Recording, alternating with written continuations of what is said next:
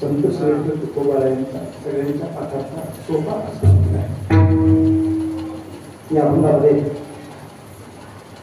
जगद्गुरु तुकोबारायांनी एक गोपिका आपल्या मनाशी कधी बोलत त्याचं वर्णन केलं. कार्याचं निवेदन आहे. सुरुवात पाहिजे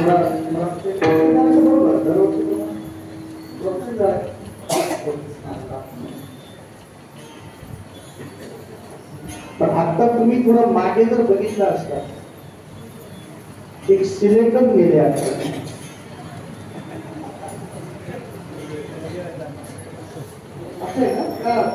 सुरू झालं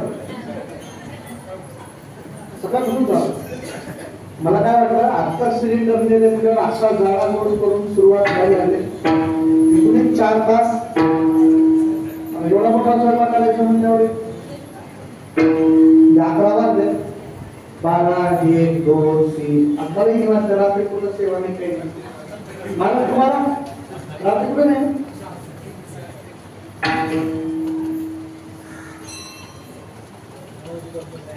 आमच्या भाऊचं आणि बाकी सगळ्यांनी एक त्यावरती फार छान गोष्टी केली. व्हॉट्सअपचा एक ग्रुप चालू त्याच्यावर सगळ्या कार्यक्रम टाकत असल्या कारणाने दररोज कसं कसं व्हायला लागलंय काय काय व्हायला लागलंय किती लोक आले होते इथपासून सगळं समजायला लागलं. आणि काल ते पाहिलं मिरवणूक वगैरे झालेली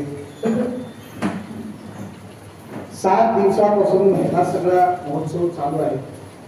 आणि अगदी 15 दिवस अगोदर 7 दिवस सप्ताह झालेला आहे. म्हणजे जवळजवळ एक महिनाभराच्या अंतरामध्ये 15 दिवस जर हिंचक केले असतील तुमचे 15-16 दिवस तर खरंच तुमची कमाल आहे. तरी सुद्धा एवढ्या निष्ठेने एवढ्या प्रेमाने तुम्ही खूप मोठ्या संख्येने उपस्थित आहात.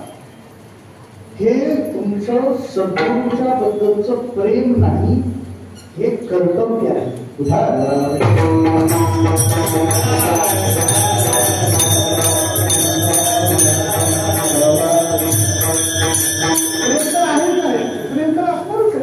त्याच्यापेक्षा हे कर्तव्य आहे.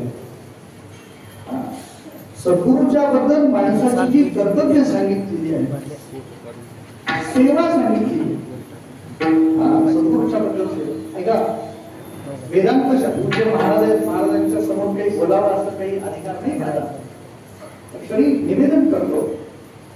वेदांत शास्त्रामध्ये ब्रह्मपद प्राप्त झाल्यानंतर सुद्धा गुरुची सेवा सांगितली देवाची सेवा सांगितली नाही का. ब्रह्म झाल्यानंतर देवाची काय सेवा जेव्हा एखादा व्यक्ती संन्यास घेऊन नारायण स्वरूपी होतो तरी देवाच्या पाया पडायचं नसतं पण सद्गुरूच्या पाया पडायचं असतं. तो सद्गुरूच्या सेवेपासून स्वतःची सुटका करून घेऊ शकत नाही.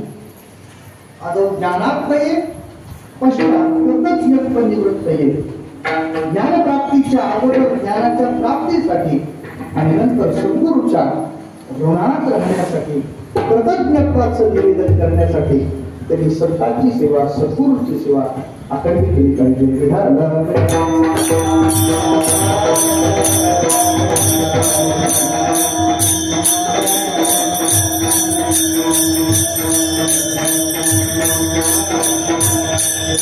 अत्यंत पवित्र परंपरेने चालू आलेलं हे सद्गुरूचं अधिष्ठान आणि आपण सगळेजण आपले मी पण सद्गुरूचा एक सेवक आपण सगळेजण मिळून सद्गुरूंची सेवा करू. पांडुरंगा करू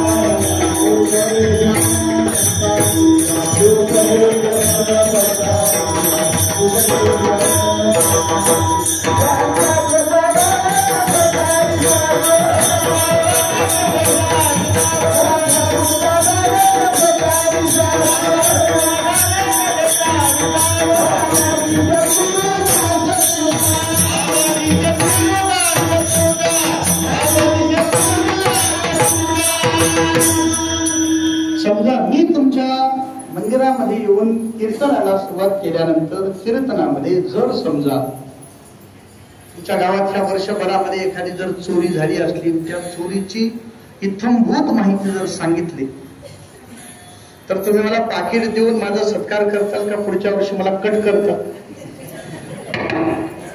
तुमच्या गावातली जर चोरी सांगितली तर मला तुम्ही पुढच्या वर्षी काय करता ते सांगायला बोलवलं, ते तर आम्हाला माहितीच आहे. चोरी सांगायला तुम्हाला बोलवलेलं नाही. का बोलवलं नाही? का चोरी सांगता येत नाही? शास्त्राने चोरीला निंद्य मानलं. कुणाचंही काहीही घेऊ नये. काय मोक्ष प्राप्तीचे 3 साधन सांगितले. जमलं तर बघा, एकदम सोपे साधन सांगितले. 3 साधन सांगितले. पहिलं साधन सांगितले कस्यचित किमपि न हरणीयम. कुणाचंही काहीही उचलून आणू नका, चोरी करू नका. सोपं साधन आहे. चोरी करायची नाही, कधीच करायची नाही, कोणीच करायची नाही, कुठंच करायची नाही, ऑफिस मध्ये पण करायची नाही. चोरी करायची नाही. कस्यचित किमपि न हरणीयम. दुसरं साधन सांगितलं मर्मवाक्यमपि नोच्चारणीयम. बघा बुद्धीचे साधन सांगतो तुम्हाला. कुणाच्याही मर्माला लागेल असं बोलू नका. चोरी करायची नाही, कुणाच्याही मर्माला लागेल असं बोलायचं नाही. श्रीपते पदयुगम स्मरणीयम. आणि भगवंताच्या चरण कमलाचं स्मरण करायचं. आणि एवढे 3 साधन जर केला तर लीलया भव जलंतरणीयम. सहज भवसागर पार व्हायला विडाला.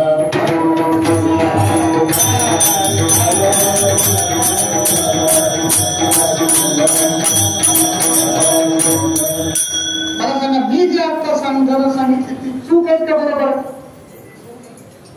तुमचं काय मत आहे? चूक आहे का बरोबर? बरं, मग आता मला सांगा, आज कीर्तन कशाचं आहे? कार्याचं कीर्तन आहे. आजच्या कीर्तनामध्ये जर चोरीचं सांगितलं तर खाली काय राहते? कसं करायचं? तुम्ही सांगितलं चोरी केलेलं सांगायचं, तसं तर करायचंच नाही. केलं तरी सांगायचं नाही. आणि आज मला काय सांगायचं? कसं करायचं?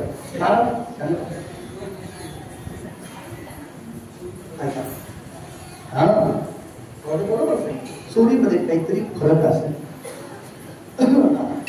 एक साधी स्थिती आहे तुम्हाला सांगतो. एक गवळण आपल्या घराचा दरवाजा उघडते आणि आत पाहते आणि आत तिला असं दिसलं की चोरी झाली. पाहते गवळण तर ती पालथी दुधाची पात्र पालथी दिसली. मग तिच्या लक्षात आलं की बहुतेक आज आपल्या घरी चोरी झालेली आहे.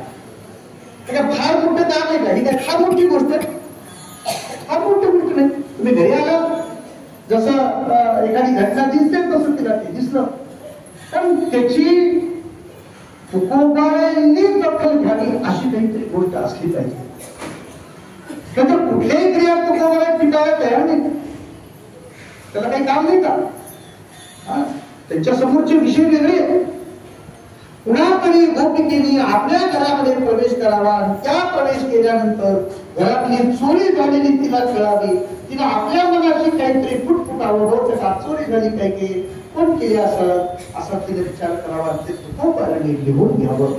असं काय विशेषत्व असेल? ह्या चोरीच्या 3 गोष्टी विशेषत्व आहे. ऐका, 3 गोष्टी ज्या चोरीमध्ये घडल्या असतील त्या चोरी तुम्ही सांगा, पाप लागणार नाही, उलट पुण्य लागणार.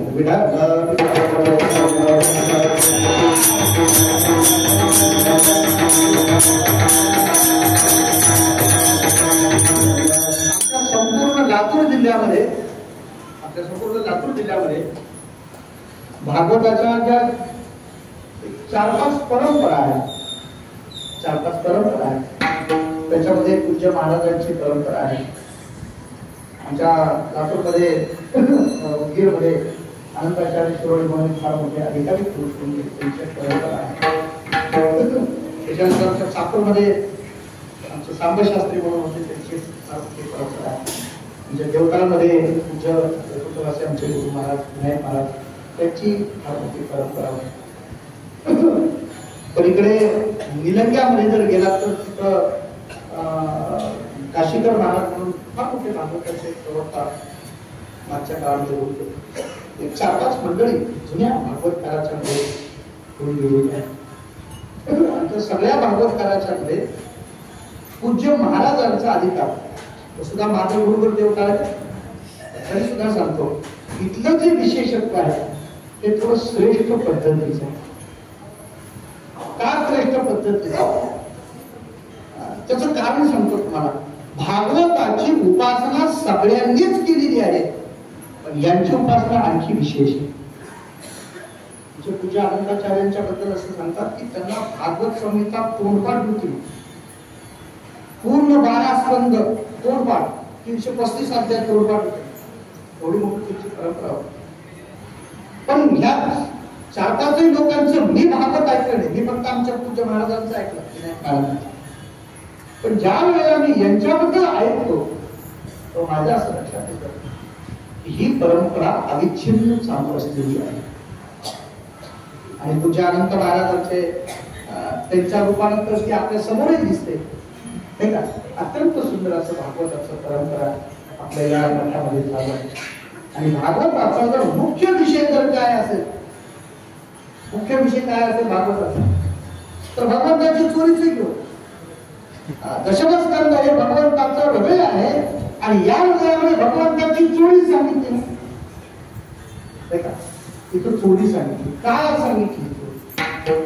भागवताने सांगितली, तुकोबाराधिक संतांनी चोरी सांगितली. आमच्यासारखे महाराज लोक सुद्धा दर काळाची कीर्तन काय सांगतो मला चोरी सांग. भागवतामध्ये काय सांग? त्याचं कारण आहे या चोरीमध्ये 3 गोष्टी फार महत्वाच्या. एक आहे चोरी कोणी केली, चोरी करणारा कोण. उदयकडा पत्राचा डबा उचलून गेला तर त्याला कोणी त्याची दखल घेतलं का? चोरी करणारा कोण आहे हे विशेष. दुसरी गोष्ट आहे चोरी केली कुणाची, चोरी कुणाची केली, दुसरी महत्वाची गोष्ट आहे.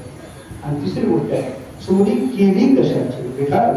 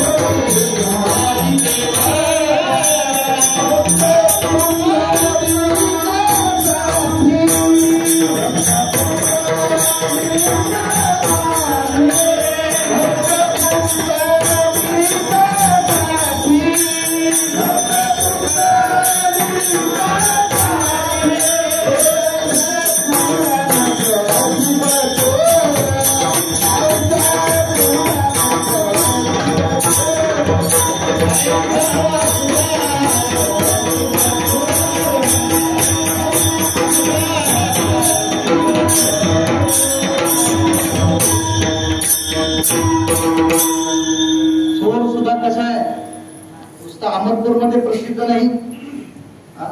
काही काही अहमदपूरमध्ये प्रसिद्ध चोर असतात, काही काही जिल्ह्यापुरते असतात. तसला चोर की नाही. आता मुद्दाम नाव सांगत नाही गावाचे, पण एक 50 वर्षापूर्वीच्या लोकांना विचारा, ते गावच प्रसिद्ध होते कशामध्ये. त्या गावातले लोक सांगूच नाव कशाला, त्या गावचे लोक मला बोलवायचे हो. काही काही गाव प्रसिद्ध होते, प्रसिद्ध होते असे टाका टाकणारे सांगून असे. पण त्यांची मर्यादा किती, जिल्ह्यापुरती मर्यादा, काही काही राज्यापुरती मर्यादा असतात, काही काही चोरे. पण परमात नाही असे चोरे. पुराण प्रसिद्ध चोर, पुराणामध्ये प्रसिद्ध चोर. पुराणामध्ये प्रसिद्ध म्हणजे काय ऐका, याच्या चोरीचे पोवाडे होतात. याची चोरी पुराणामध्ये प्रसिद्ध होते, गायली जाते अशी चोरी. त्याचा अर्थ काय, चोरी करणारा विशेष. विशेष काय, काय विशेष. पहिली गोष्ट आहे, चोरी करणारा असा विचित्र चोर आहे ज्याच्याकडे सगळे असताना चोरी करतो. तर काय करायचं खरं सांग. चोरी करणारा आपल्याजवळ आहे म्हणून करतो का नाही म्हणून करतो. कसं आहे तुम्हाला सांगतो भाऊ, अशामध्ये गावात कुठल्याही जावा आणि काही प्रश्न विचारा, पटकन 2 तारखा पडायला लागल्या. कधी कधी मला असं वाटलं राजकारणाचं प्रतिबिंब पडायला लागले का काय ते सगळ्यावर. आणि ते बरोबर पण आहे, कारण जुन्या काळामध्ये असं होतं, एखादी गोष्ट जर नसली तर लोक चोऱ्या करायची. पण आता काय झालं माहिती का,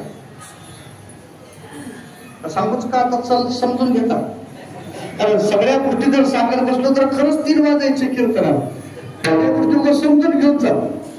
एवढा मोठा पैसा असताना सुद्धा भ्रष्टाचार करतो की नाही. 100 कोटीचे भ्रष्टाचार करून खरं सांगा पैसा आहे का नाही त्याच्याकडे, बरोबर आहे, तरी चोरी करतो. परमात्माच कसे माहिती का, तो सर्व शक्तिमान, सर्व हातामध्ये असताना सुद्धा त्याला गरज नसताना चोरी करतो. एक चोरी करणाऱ्याचं विशेषत्व आहे, गतीर भरता प्रभू साक्षी शरणम सरत. सगळ्या जगताची गती असताना, भरता असताना, साक्षी असताना, परमात्मा प्रभू असताना सुद्धा तो चोरीसारखी कामं करतो. हे विशेष आहे. काय कारण असेल.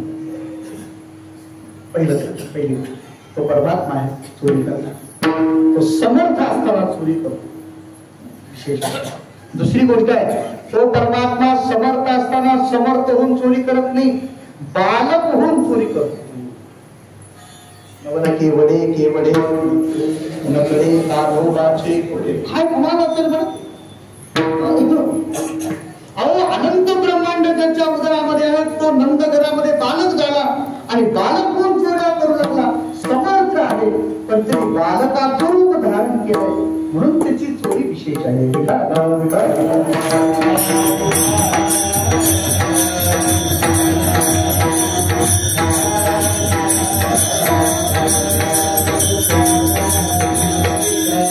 काय असतं माहितीये का, विशेषत्व कशाला असतं, मोठा असावा आणि लहानासारखं निष्पाप वागावं, हे विशेषत्व आहे. ते परमात्म्याचं विशेषत्व. आता एवढा मोठा असताना एवढा लहानपणी चोऱ्या करण्याचे काम काय करतो, त्याच्या पाठीमागे काय कारण आहे. त्याचं कारण आहे तुम्हाला सांगतो, ज्या वस्तूची जो चोरी करतोय ती त्या वस्तूची विशेषता हे त्याचं कारण आहे. कशाची चोरी करतो. जर परमात्माने सोन्याची चोरी केली असती किंवा दर महिन्याला 1000 कोटी रुपये का 100 कोटी रुपये त्याची जर चोरी केली असती तर विषय वेगळा झाला असता. त्याची चोरी कशाची केली, नवनीताची चोरी, लोण्याची चोरी केली. लोणी का फार मोठा विशेष आहे, लोणी विशेष आहे का फार इतकं चोरी करण्यासाठी. जर लोणी चोरी करण्यासारखी जर गोष्ट असती तर आतापर्यंत तुम्ही इथं बसलेल्यापैकी एकानं तरी चोरी केली का लोणीची. तुमच्या कुणावर तरी गुन्हा दाखल झालाय का त्याच्याचा, पैशाचा नाही, लोणी चोरला असा गुन्हा दाखल झाला का आतापर्यंत कुणावर तरी. लोणी चोरावा असं काय विशेष. लोणी हे सोडावं अशी वस्तू आहे, हे सुद्धा आपल्याला माहिती नाही. लोणी नावाची गोष्ट चोरी करायची असते, गोधना गोरसाची चोरी करायची असते, हे आपल्याला आणखी माहितच नाही. का माहित नाही माहिती का? सकाळी उठल्या चहा पिणाऱ्याला काय दुधाचं महत्व माहित असतं?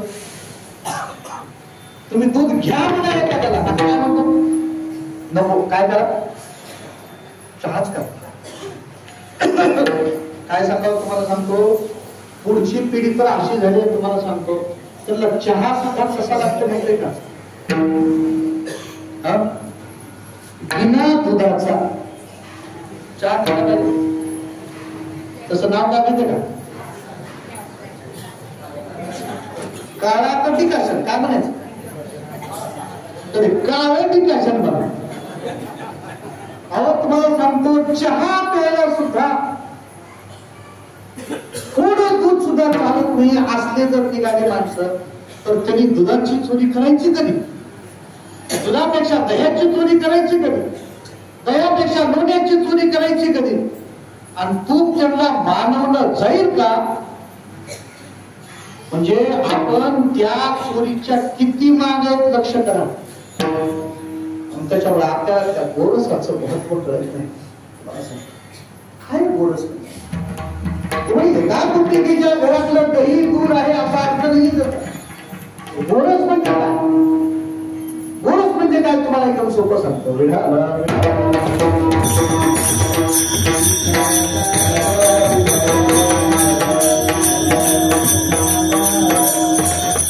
भागवतामध्ये असं वर्णन आहे, भगवान परमात्माने एके दिवशी आपल्या घरामध्ये चोरी केली.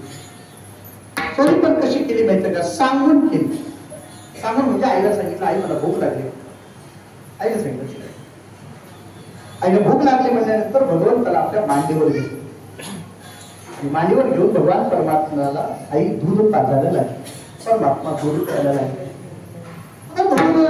आता आई आणि बालकाचं प्रेम असतं, वात्सल्य भाव. नवरसामध्ये वात्सल्य हा सगळ्यात श्रेष्ठ रस मानलेला आहे. वात्सल्याचं वर्णन काय करावं? आई आपल्या बाळाला पाजवते आहे. पाजवताना त्याच्या केसावरून हात फिरवते आहे, त्याच्या तोंडावरून हात फिरवते आहे, त्याचे पापे घेते आहे. त्या आईचं आणि त्या लेकराच्या बोलण्यामध्ये काही शब्द असतात, त्याच्या काही अर्थ नसतील. बरं, आलं काय अर्थ सांगा तुम्हाला? येतो कुणाला? महिला बदला आलं काही त्याचे अर्थ नाही, पण ते म्हणण्याशिवाय प्रेम तयार होतं का? असं वात्सल्याने त्या लेकरावर प्रेम करत होते. आणि प्रेम करता करता भगवान परमात्म्याला पाहता पाहता डोळ्याची पापणी सुद्धा बंद न पडू देता भगवंताला पाहत होते. कारण परमात्मा फार सुंदर होते. अहो जगात हजारो लाखो लेकरं असतील, पण असं लेकरं कुणालाच नव्हतं ना. त्या लेकराकडे अनिलिश डोळ्याने पाहत होते. आणि पाहता पाहता त्या भगवंताने आपल्या आईकडे तोंड केलं. आईला सांगितलं, आई काय रे बेटा, तुला कोण आवडतंय? आता मला सांगा, ह्या वाक्याचं उत्तर काय? कोण आवडतं?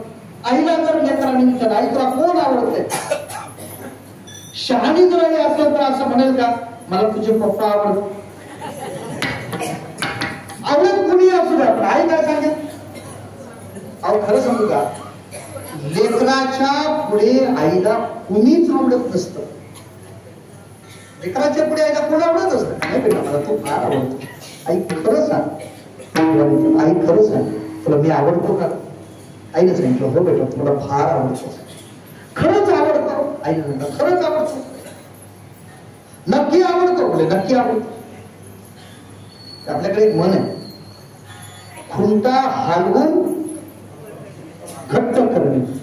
हलवून बघायचं, थोडं जर निघायचं वाटलं तर पुन्हा दोनदा हाणायचं असतं. पुन्हा देवाने दोनदा आणलं. आई खरंच मी तुला आवडतो. म्हणजे हा बेटा खरंच मला तू खूप आवडतोस. नक्की आवडतो? हा नक्की आवडतो. मग देवाने काय केलं माहितीये का? आईच्या मांडीवर जे झुकले होते की नाही, त्या हळूच हात इकडून काढला आणि हं केलं. काय माहिती का? पलीकडच्या बाजूला एक चूल ठेवली होती. त्या चुलीवर एक दुधाचं भांड ठेवलं होतं, मडकं ठेवलं होतं आणि ते आरावर तापत होत.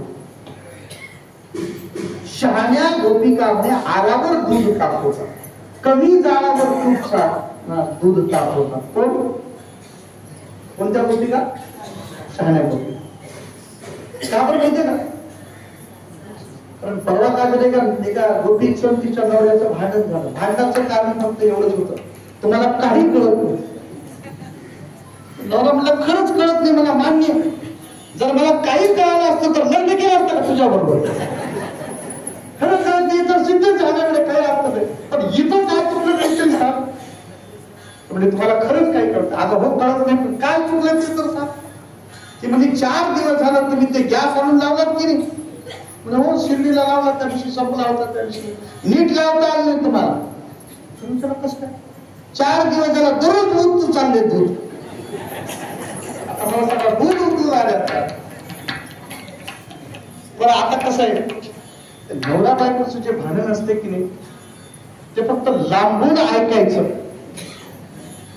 आणि ते पण कोण ऐकायचं माहितीये का? फक्त महाराजांनाच ऐकायचं. ते कशासाठी ऐकायचं माहितीये का? कीर्तनात सांगायसाठी. बाकी दुसरा त्याचा काही उपयोग करून घ्यायचा नाही. त्या भांडणाचा फक्त एवढा एकच उपयोग आहे, दुसरा उपयोग करायचा नाही. आणि महाराज असल्या तरी त्या दोघांना जाऊन समजून सांगायच्या भानगडीत पडायचं.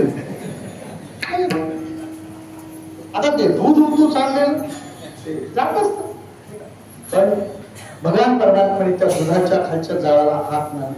हा आणि दुधाच्या खालचा जाळ थोडा जोरात झाला. यशोदा सावकाश तापत होती, वारावर तापत होती, पण दूध अचानक चाळ लागल्या कारणाने अचानक उतू जायला लागले.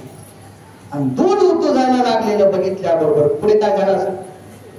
काय असतं, परमात्म्याला पटकन उचलून खाली ठेवलं आणि परत निघाली दुधाकडे. आणि आधी जाऊन त्याला काय काय करतात ते बघा तुम्ही. काय पाणी टाकतात, असं फुंकतात त्याच्यावर, काय कपडा भेटला असेल नसेल माहित नाही, कशाने तरी त्याला उचलून खाली ठेवलं. आणि ते सगळं करायला एक 5 मिनिट निघून गेले. आणि त्या 5 मिनिटामध्ये इकडं देवाने काय काय केलं माहिती? इथे वरघंटा होता, वरघंटा उचलला आणि उचलून तिथे दह्याचं मंथन करत असलेलं मोठं मडकं होतं, त्याच्यावर देवानी मारलं. आणि मारल्याबरोबर ते फुटलं. आता ते त्याचा आवाज सुद्धा असं झाला. बहुतेक पप्पाची भुके काय केली तिथे. तुला माहित होता आवाज केवढा झाला होता, असा मोठा आवाज झाला. आणि ते आवाज बघितल्याबरोबर तिने विचार केला म्हणजे कसला आवाज झाला. म्हणून यशोदा तिकडून पळत आली इकडं आणि पाहिलं तर सगळंच्या सगळं त्या मधल्या खोलीमध्ये पसरले, असं सगळीकडे पसरले. दही इकडं तिकडं गेले, त्याच्यात दोन्ही वर आलेलं थोडं ते इकडे इकडं झाले. आणि त्याच्यामध्ये हा बाबा असं त्या लोण्याला असं मारत बसलं. आता राग आला असेल की नाही? आता राग ये ते सांगायची गोष्ट की आईने संतापली ना, आईनं तिथली काळजी घेतली. भान तू असं करतोस म्हणजे लागली मागे. ते उठले त्याच्यातून, उठताना पाय निसटला, पडले, पुन्हा स्वतःला सांभाळत परमात्मा उठले, बघायला लागले. देवाने काय केलं का? त्या खोलीतून दुसऱ्या खोलीत गेले, आई मागे पळाली. त्या खोलीतून पुन्हा तिसऱ्या खोलीत आई आणि परमात्मा दोघेही असे पळायला लागले. परमात्मा पुढे पळतात, आई मागं पळते असं म्हणतात. खरे कुठं माहित नाही, पण यशोदा ती झाड होती. झाड माणसाला पळायला थोडा त्रास होत असतो. माझ्या अंदाजाने 40-50च्या आतलं वय होतं यशोदेचं. आणि त्याच्या कारणाने आईला पळायला जड जायला लागला. आणि हा कसा होता? हा तर चपळ होता. नुसता चपळ नव्हता, चतुर होता. नुसते चपळ माणसं ऐकत नाही पण चतुर माणसं ऐकत नाही, तर हे चपळही आहे आणि चतुरही आहे. हा चतुरा तू शिरोमणी. आणि त्याच्यामुळे पळायला तर कुणालाच ऐकत नाही. तो आतापर्यंत हा कुणाला तरी सापडला का? एका गौरवणीचं वाक्य, हा ब्रह्मविधीचा जनिता आहे, तुम्ही याला धरू जाता गे, हा कैसा येईल हाता गे गोकुळचा नादी. ब्रह्मदेवासारख्याचा बाप आहे हा, आणि याला तुम्ही पळायला जाता सापडतोय. काय सापडत? परमात्मा सापडे ना. ती पळायला लागले, घामाघूम झाली यशोदा. आणि यशोदा घामाघूम होऊन तिनं सांगितलं, यशोदा काय करावं रे, किती त्रास देतो श्री कृष्णा, किती त्रास देतो श्री. कृष्ण म्हणला मग खोटं कसं बोललीस? आई म्हणजे खोटं काय बोलली तुला? आणि आता म्हणलेलीस का? काय म्हणलीस? काय म्हणते? मला तू आवडतोस म्हणून. मग आवडतोस की, कोण नाही म्हणलं. आता म्हणतेस मला तू फार आवडतोस आणि मग ते दूध उरतून चाललेलं बघून मला पिऊन तिकडं कसं गेलीस? तर बरं, दुधाचा भाव आणि माझा भाव. इकडं मी कोण? हा ब्रह्मविधीचा जनिता एका बाजूला आणि दुसऱ्या बाजूला कोण? दूध. किती लिटर? साधारण मडक्यामध्ये किती लिटर दूध बसतं? 5 लिटर. थोडं मोठं करू. आपल्या गावातल्या अहमदपूरच्या ऐवजी गोकुळातलं धरून थोडं जास्त होतं, तिथं मोठे होते. 10 लिटर. 10 लिटर मडक्यामध्ये किती दूध बसतंय? 10 लिटर दूध म्हणजे किती रुपयाचं झालं? कसं लिटर आहे तुमच्याकडे दूध? 70 रुपये धरा. आमच्याकडे 60 आहे हो. तुमच्याकडे किती आहे? आमच्याकडे 60 आहे बरं, इकडं 70 आहे का? आता तुमच्याकडच्याला 10 कमी करायला लावू का आमच्याकडच्याला 10 वाढवायला लावू? जास्त जाऊ द्या, काय काय ना. मी इथं तिकडं सांगत नाही, तिथलं इथं सांगत आहे. जाऊ द्या. 70 रुपये लिटर दूध जर धरला तर 10 लिटर दुधाचे किती झाले? 700 रुपये. आता बघा, एका बाजूला 700 रुपयाचं दूध आणि एका बाजूला अनंत कोटी ब्रह्मांडाचा नायक. मग खरं सांगा, दुधाला बघून आईनं पळून जायला पाहिजे होता का? मग का गेली? ह्याच्यावरून तुझं दिसतंय प्रेम किती आहे माझ्यावर. उगा बोलायचं प्रेम आहे ते का प्रेम आहे होय असं? हे म्हणल्याबरोबर आईच्या लक्षात आलं, हा असं झालंय होय. मग आईनं सांगितलं, हा आता बरोबर आहे. आता कळालं मला काय झालं ते सगळं कळालं. आणि मग आई बोलायला लागली, कृष्णा कोण आहेस म्हणलास तू? अगं आई, की अनंत ब्रह्मांडाचा नायक आहे असं. तू म्हणजे देव असशील. मग हा मी देव आहे, देव असं. पण तू देव असल्यावर इकडं कसं काय आला रे? कसं काय आलं? आई सांगत खरं सांगू, मी तसं वश होत नाही कुणाला, पण मी प्रेमाला वश होत असतो. फार गोड प्रमाण. देव भावाचा भुकेला, परमात्मा भावाचा भुकेला, भक्तीचा भुकेला असतो. आणखी सांगू का?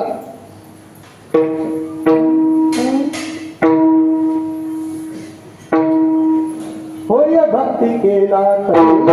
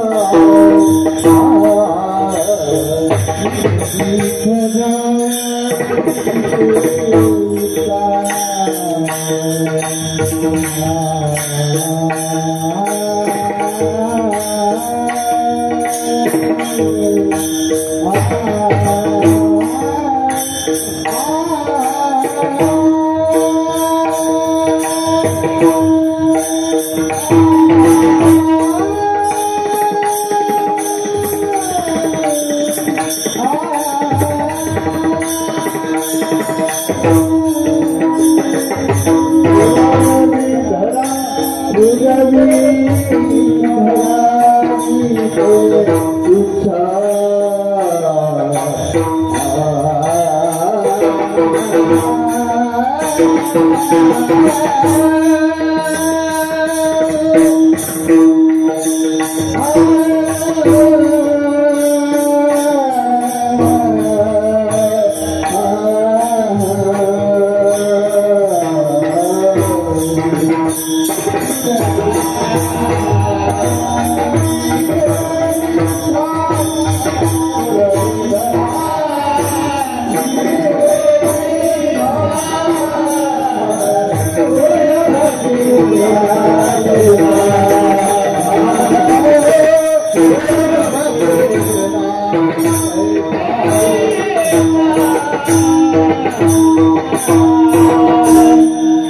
भक्ती केला तैसा भक्ती